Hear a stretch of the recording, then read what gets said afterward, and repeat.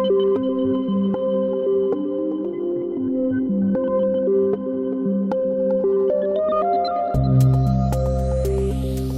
is 6 Minutes, the seriously international daily newscast.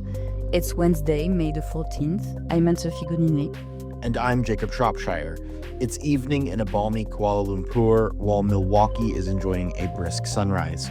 Here in the World Crunch newsroom in Paris, it's sunny and warm and just after midday. These are the latest headlines. Israel strikes on Gaza, kills 60, including 22 children.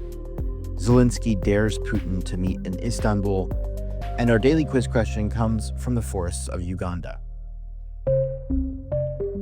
Our top story today is the meeting between U.S. President Donald Trump and Syrian President Ahmed al-Sharaa, with the U.S. pledging to lift years-long restrictions on the Syrian economy.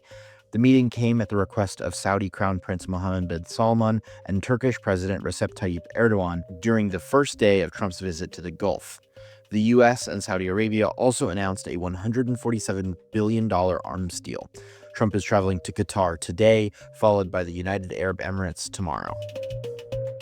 Early morning Israeli strikes in Gaza killed at least 60, including at least 22 children.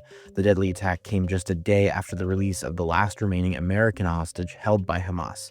Israeli Prime Minister Benjamin Netanyahu said Tuesday there was, quote, no way Israel would halt its attacks on Gaza, smothering any hopes of a ceasefire soon. Ukrainian President Volodymyr Zelensky said he wouldn't hold talks with any Russian officials other than the country's president, Vladimir Putin, in a planned trip to Istanbul tomorrow.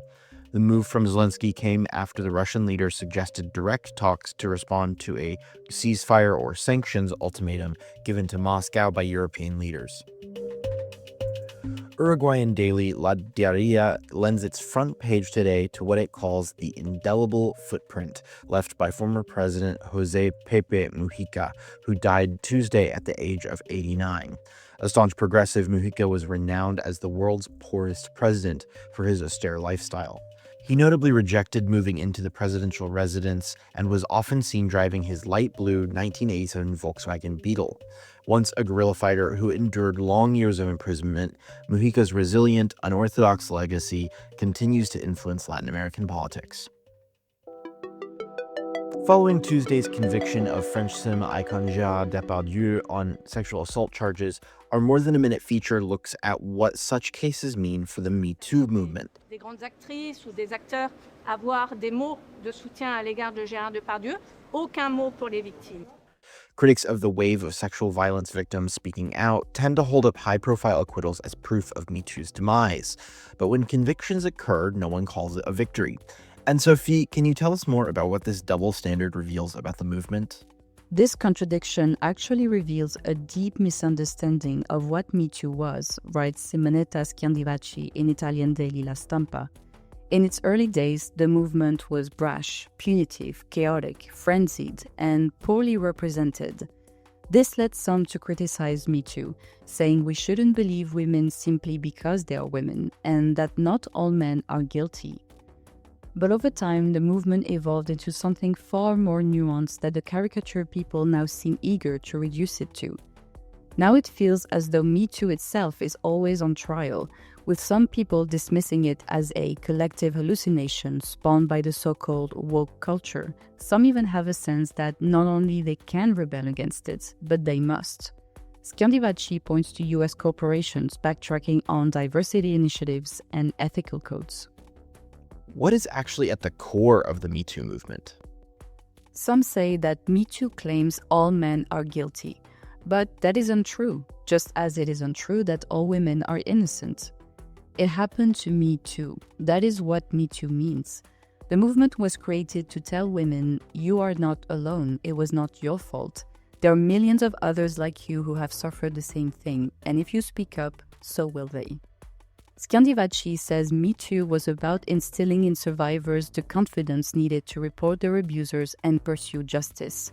It was about shedding light on the power imbalances between the alleged victims and the accused in cases of sexual violence, which is often difficult to prove, often invisible. The goal of Me Too was never to do away with due process, concludes Schiandivacci. The goal was to help make justice work better.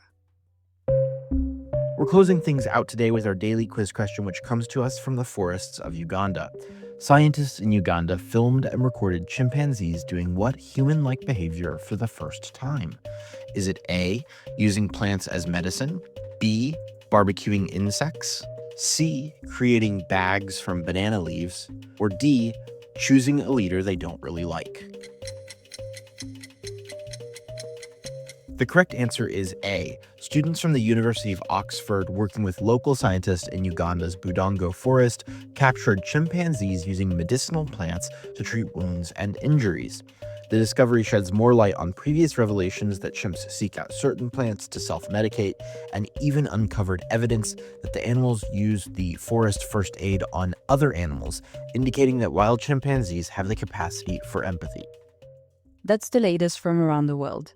If you like this podcast, we'd really appreciate it if you could help us out with a follow, share, and a 5-star rating on your preferred podcasting platform. For more of the best of the international press delivered exclusively in English, visit us at worldcrunch.com. We'll see you here tomorrow. À demain!